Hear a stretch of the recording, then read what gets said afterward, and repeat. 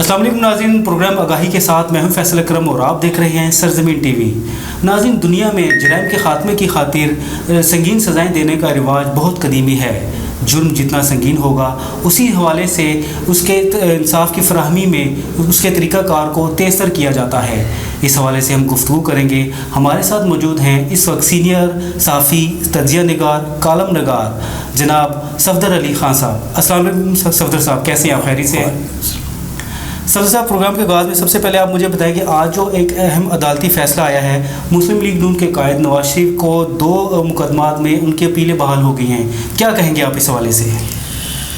جی بہت شکریہ فیصل صاحب۔ دیکھیں، یہ جو کیس ہیں ان کو آپ ذرا ان کی بیک گراؤنڈ کو دیکھیں تو یہ ایک من گھڑت واقعات کے ذریعے قائم کیے گئے تھے اور ان میں میاں نواز شریف کو سزا سنائی گئی، لیکن ان کیسز میں جب انہیں سزا ہوئی تو وہ جیل میں چلے گئے۔ جیل میں ان کے جو طبیعت ہے ان کی وہ خراب ہونا شروع ہو گئی اور وہ بیمار ہو گئے۔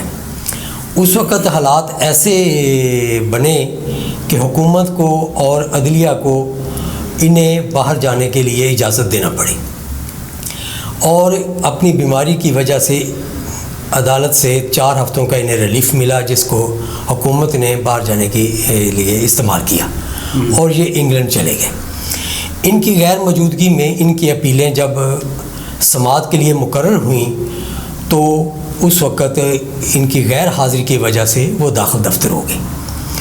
چنانچہ یہ کوئی ایسا بہت ان یوزلی یا بہت بڑا ریلیف نہیں ہے۔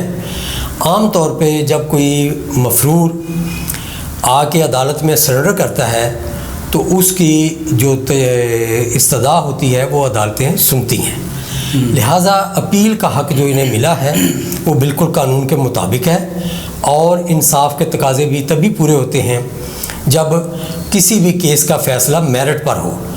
وہ بغیر سنے اور یک طرفہ فیصلہ جو ہے کبھی بھی ہمارے ملک میں ہماری عدالتوں نے اس کو اپریشیٹ نہیں کیا، اور یہ پلی ہی کافی ہوتی ہے کہ یہ فیصلہ مجھے بغیر سنے کیا گیا ہے، لہٰذا ایک دفعہ مجھے اس میں سن لیا جائے، تو عدالتیں اسے اجازت دے دیتی ہیں۔ تو میں سمجھتا ہوں کہ آج کا فیصلہ بھی بہت بہتر ہے کہ ان کو اپیل کا حق جو ہے وہ دیا گیا ہے، اور اب وہ اپنا مطمع نظر جو ان کو اس فیصلے کے متعلق گریوینسز ہیں وہ عدالت میں بتا سکیں گے، اور میرٹ پہ فیصلہ ہوگا کہ انہیں ان جو العزیزیہ اور ایک دوسرا جو ایون فیلڈ کا ریفرنس ہے، کیا ان میں سزا میرٹ پر ہوئی ہے یا کہ غلط ہوئی ہے۔ تو یہ اچھا خان صاحب، مجھے بتائیں کہ جو میرٹ کی آپ بات کر رہے ہیں کہ آپ یہ نہیں سمجھتے کہ جو عدالت کا جو ہے دوہرا معیار ہمیں دیکھنے میں نظر آ رہا ہے کہ 2 بڑی پارٹیاں جس میں چیئرمین پی ٹی آئی اور نواز شریف صاحب، دونوں کو آپ دیکھتے ہیں کہ ان کو انصاف کی فراہمی میں واضح فرق نظر نہیں آ رہا کہ ایک کو اپیلیں ان کی بحال کر دی جاتی ہیں جبکہ دوسروں کو جو ہے اس حوالے سے انصاف کی فراہمی میں ذرا دیری کا مظاہرہ کیا جا رہا ہے۔ نہیں، بالکل نہیں ہے۔ یہ دونوں، ایک تو پہلی بات ہے کہ یہ دونوں کیس آپس میں کوئی تقابل نہیں رکھتے۔ صحیح۔ نواز شریف کی اپیلیں جو ہے داخل دفتر ہو گئی تھیں، انہیں بحال کرنے کی ایک اپلیکیشن تھی، ٹھیک ہے، وہ آئے، انہوں نے عدالت میں سرنڈر کیا اور عدالت نے انہیں یہ ریلیف دے دیا ہے کہ وہ اپنے میرٹ پر اپیلیں جو ہیں وہ ان کی پیروی کر سکیں۔ جبکہ عمران خان کو میرا خیال ہے کہ پچھلے دنوں میں جو ریلیف ملے ہیں وہ بالکل خلاف قاعدہ اور خلاف روایت تھے۔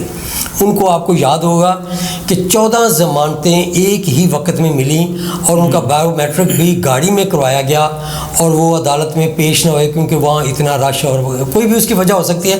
بہرحال یہ ایک غیر روایتی عمل تھا۔ اچھا خان صاحب، اور میں سمجھتا ہوں جی کہ بہرحال آپ کی بات کو میں بالکل انڈورس کرتا ہوں کہ دوہرا معیار انصاف میں نہیں ہونا چاہیے۔ جی بالکل، اس میں کسی کی مثال بنتی نہیں ہے۔ انصاف جو ہے یہ اللہ کا حکم ہے، ہمارے آئین میں یہ پہلا جو ہے حق ہے کسی بھی ملزم کا کہ اسے عدالتوں سے انصاف ملے۔